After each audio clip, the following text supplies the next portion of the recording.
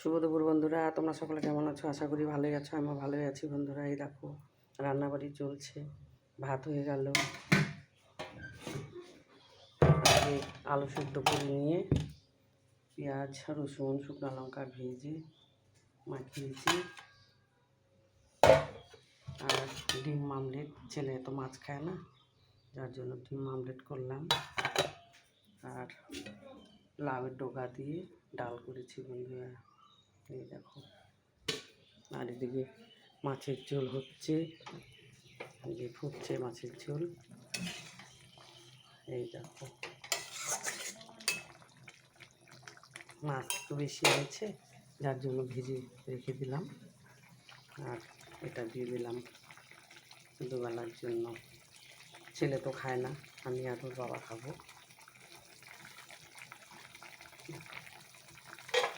এটা হয়ে গেলেই খাওয়া দাওয়া শুরু হবে।